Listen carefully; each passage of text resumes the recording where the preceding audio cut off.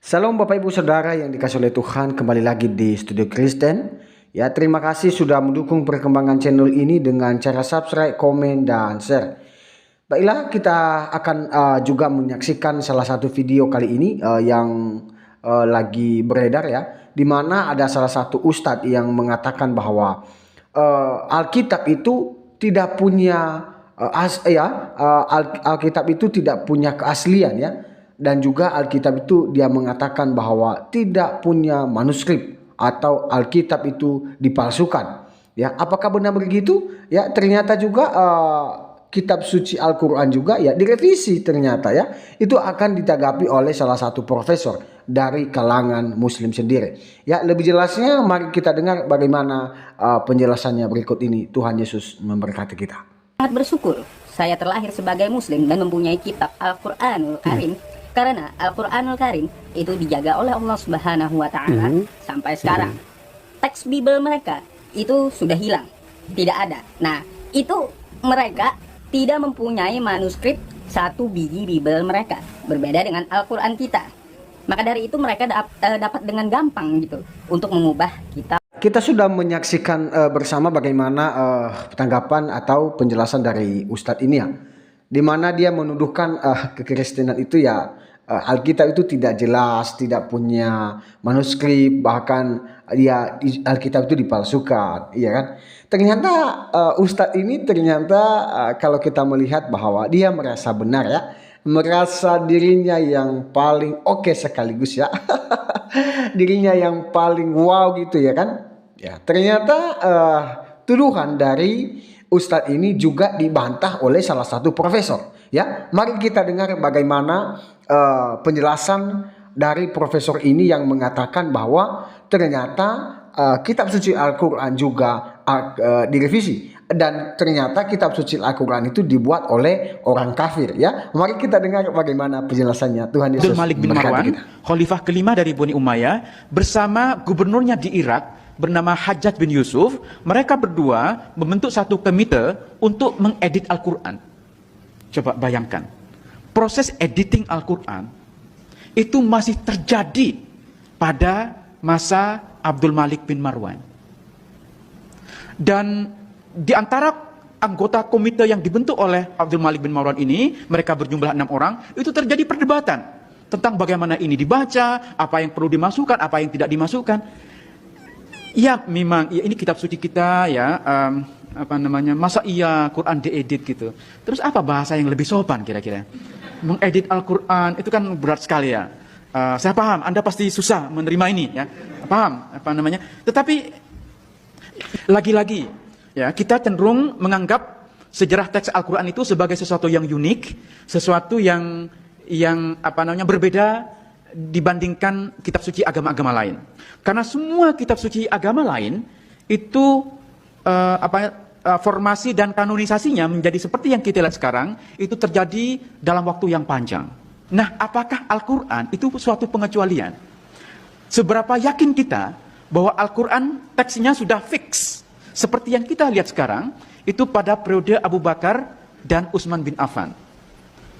Kita sangat meyakini memang bahwa kitab Al-Quran yang sampai kepada kita sekarang itu diproduksi pada periode Utsman bin Affan. Ya, itu keyakinan kita. Ya, kalau Anda lihat Quran yang ada di depan kita ini, kita yakini ini adalah kitab yang sama yang diproduksi pada periode Utsman bin Affan. Ya. Jangan salah, kitab yang ada Al-Quran yang ada di depan kita itu diproduksi tahun 1924 di Kairo.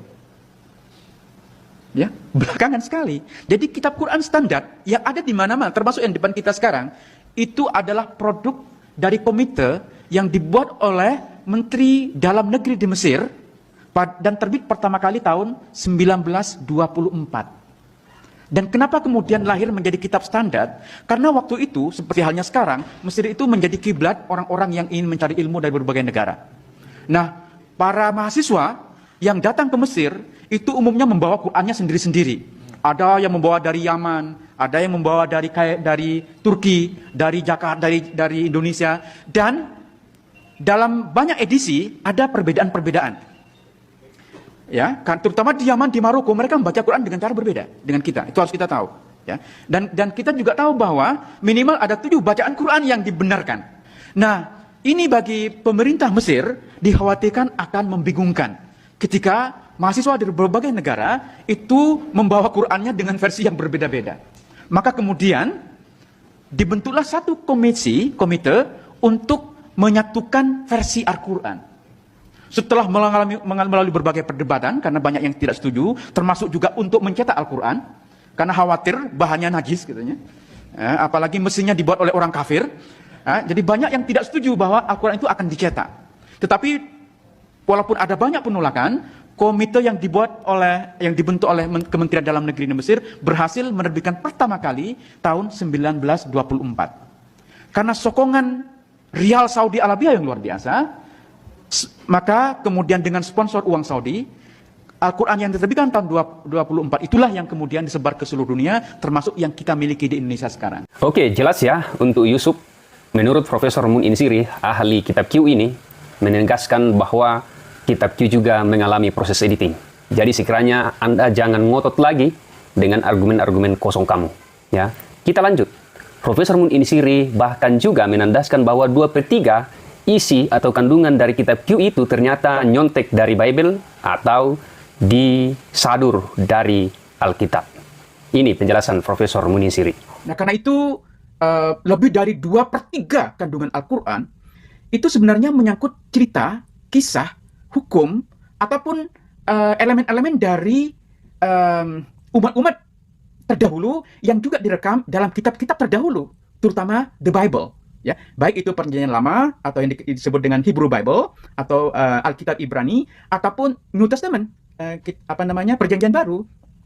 Jadi lebih dari 2/3 kandungan Al-Quran itu terkait dengan apa yang sesungguhnya sudah dibicarakan dalam kitab-kitab terdahulu. Dan yang menarik adalah ketika menceritakan kisah-kisah itu dari Adam hingga Isa, Al-Quran itu cenderung mendeskripsikannya secara sangat-sangat singkat. Tidak ada cerita yang detail. Nah, itu berarti bahwa audien Al-Quran itu sudah tahu detailnya. Sehingga Al-Quran itu tidak menceritakan yang detail. Karena yang disampaikan Al-Quran memang bukan soal kebenaran historis. Jadi kita harus bedakan ini.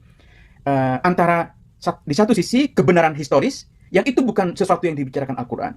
Yang dibicarakan Al-Quran adalah model kebenaran literer. Ya, diskusinya sangat menarik ya teman-teman. Dan kita juga sudah menyaksikan penjelasan dari profesor yang cerdas dari kalangan Muslim sendiri, ya, di mana dia mengatakan bahwa ternyata Al-Quran itu sudah mengalami proses editing, ya. Jadi dari tuduhan tadi yang sudah kita dengar dari video awal, ya, di mana ada salah satu ustadz yang menanggapi kekristenan, ternyata dia menanggapi Alkitab, ya.